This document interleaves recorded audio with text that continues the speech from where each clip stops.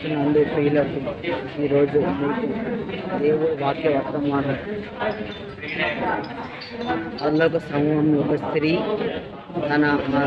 ఆ స్త్రీ గర్భవతి అయి, అంటే ఆ స్త్రీలో యేసుప్రభు దేవుడు పరిశుద్ధాత్మ ద్వారా ఆమె గర్భంలో దేవుడు వస్తాడు.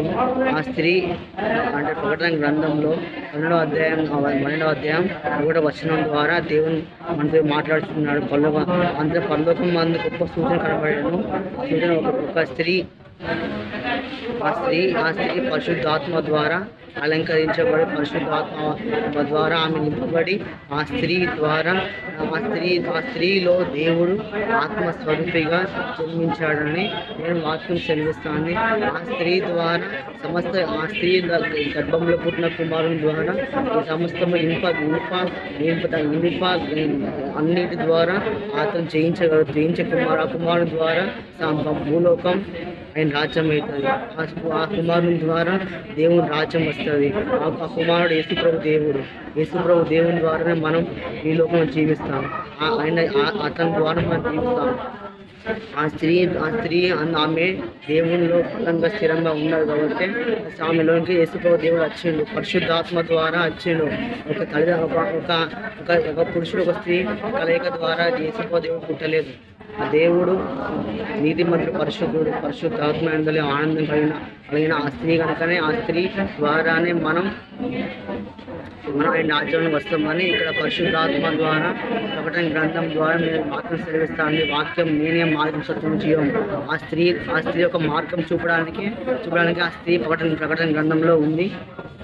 ఆ స్త్రీ వేదం ద్వారా ఆ స్త్రీ తన యొక్క కుమారుణ్ణి కనింది. ఆ కుమారుని ద్వారానే భూమి మీద సమస్త మానవాని ఆత్మల కోసం ఆ స్త్రీ ద్వారా భూమి మీద ఆయన రాజ్యం వస్తుందని ప్రకటన గ్రంథంలో సెలవిస్తాను. దేవుడు ఆత్మస్వరూపి కనుక ఆ స్త్రీకి ఎలా తోడే ఉన్నాడు, మనకు తోడే ఉంటున్నాడు. మన ప్రతి సమస్య, ప్రతి బాధలో, ప్రతి ఇరుకులో, ఇబ్బందిలో కూడా అన్నిట్లో దేవుడు మనకు తోడే ఉంటున్నాడు. కాపాడుతున్నాడు, రక్షించాలని దేవుడు వాక్యం సెలవిస్తాను. కనుక ఆ స్త్రీ ద్వారా దేవుని యొక్క రాజ్యం కట్టబడి ఉంచబడి ఉంటుంది. ఆ నిత్య నిబంధన చేయబడిన సంఘంలో ఆ స్త్రీ చేర్చబడి ఆమె పేరు చేర్చబడి ఉన్నది. ఆ స్త్రీ ద్వారా మనం దేవుని మనం వెలిగించబడతాం. ఆ స్త్రీ ప్రార్థన ద్వారా మనం కట్టబడతాం, నింపబడతాం, మన వెలుగు నడిపించబడతాం అని ఇక్కడ వాక్యం సెలవిస్తాను. మీరు దేవుణ్ణి వెతకండి, దేవుని ఆరాధించండి, దేవుని కనపరచండి. ఈ అంత్యకాలంలో దేవుడు త్వరగా రాబోతున్న, త్వరగా అపవాది రాజ్యం కూలిపోతుంది కనుక మనం సమీపంగా మనం ఉండాలి. ఆయన మనం ఎదురు చూడాలి. ఎలా ఎదురు చూడాలి అంటే ఆత్మస్వరూపిగా మనం ఎదురు చూడాలి. దేవుడు వస్తున్నాను ఎదురు చూడాలి. దొంగ వాళ్ళే అంటే దొంగలాగా దేవుడు రాడు, కానీ దొంగ వాళ్ళే వస్తాడని వాక్యం తెలుస్తున్నాను. అంటే ఏ క్షణం వస్తుందో తెలియదు, అంటే ఏ సమయం వస్తుందో తెలియదు అని ఆ సమయంలో మనం ఏం చేయాలి? సిద్ధపడ్డ మనసు కలిగి మనం ఆయన గణపరిచినప్పుడు ఆయన నామస్మరణ చేసినప్పుడు మనం సిద్ధపడ మధువు సంఘం, మహిమ సంఘంగా, నిత్య నిబంధన చేయబడిన సంఘం మనం ఉంటామని నేను వాక్యం ఇక్కడ సెలవిస్తాం. కనుక మనం అందరం దేవుని ఫస్ట్ మనం గొప్ప చేయాలి, గణపరచాలని కోరుకుంటూ ఇక్కడ వాక్యం సెలవిస్తుంది. ప్రకటన గ్రంథం చదవండి. చదివితే దేవుడు మీకు అనేక మందిని బయలుపరుస్తాడు. ఆ స్త్రీ ద్వారానే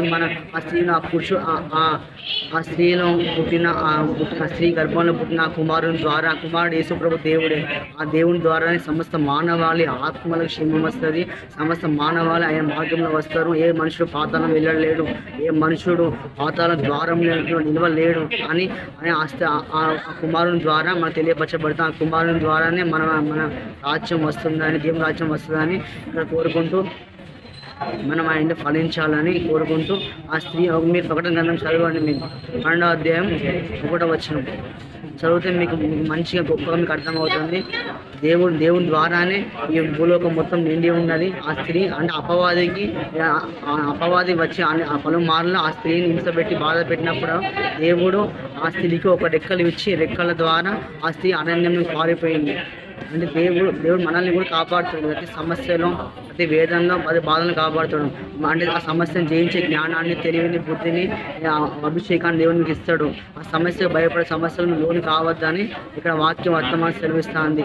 ఏ బాధతో ఉన్నావో, ఏ సమస్యతో ఉన్నావో, ఏ రోగంతో ఉన్నావో, నీ డబ్బులు హాస్పిటల్ అవుతానేమో, అంటే రోగాల పాలవుతానేమో, కానీ దేవుడిని నువ్వు ఆశ్రయించు. నీకు ఏమి కాదు. దేవుడు నీ పక్షంలో ఉండి నీ కార్యం చేస్తాడు. కార్యం చేసే నేను నీ పక్షులను కార్యం చేసి నీ పక్షులను గొప్ప కార్యం చేసి నీకు మంచి ఆరోగ్యాన్ని ఇచ్చి నీ దేవుడిని నీకు నీ జీవితం మంచి ఒక బాట చూపెట్టాడు, ఒక వెలుగు చూపెట్టాడు. నీ ప్రేమ ఆయన ఎట్లా అంటే ప్రయాణించినప్పుడు ఆయన నీ పక్షులను కార్యం చేస్తున్నాను నేను కోరుకుంటూ ఈ వాక్యం ఇంతటితో ముగిస్తున్నాను. మీ అందరిని దేవుడు దీవించిన ఆమేన్. God bless you.